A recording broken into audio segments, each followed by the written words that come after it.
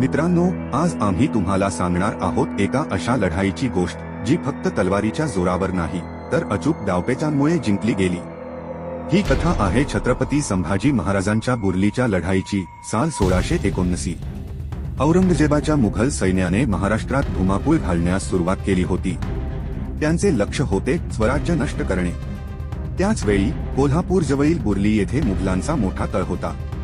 तेथूनच मोठ्या हल्ल्याची तयारी सुरू होती।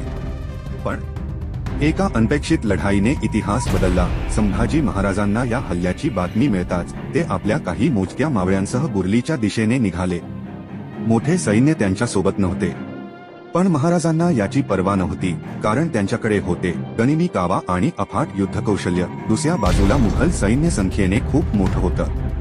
हजारो सैनिक, घोडदळ आणि तोफा या जोरावर ते मोठा हल्ला करणार होते। पण महाराजांनी थेट हल्ला करण्याऐवजी मुघल सैन्याला अडकवण्याची योजना आखली। त्यांनी अंधाराचा फायदा घेतला आणि जंगलात लपलेल्या मावळ्यांसह छोट्या टोळ्यांमध्ये हल्ले करण्यास सुरुवात केली। पहिले मराठे मुघल छावणीवर अचानक हल्ला करायचे आणि लगेचच डोंगराच्या दिशेने माघार घ्यायचे। मुघल सैन्य संभ्रमात पडले। त्यांना वाटले की मोठे मराठा सैन्य त्यांच्यावर चाल करून येत आहे। अखेरीस संभाजी महाराजांच्या डावपेचांनी मुघल सैनिक गोंधळून गेले। मराठ्यांनी एकामागोमाग एक असे आक्रमण केले की मुघल सैन्याने मोठा पराभव पत्करला आणि मागे हटले। या लढाईत मुघलांचे मोठे नुकसान झाले, तर संभाजी महाराज आणि त्यांचे मोजके मावळे विजयश्री खेचून आणण्यात यशस्वी झाले। ही लढाई केवळ तलवारीने नाही तर डावपेचांनी जिंकली गेली होती।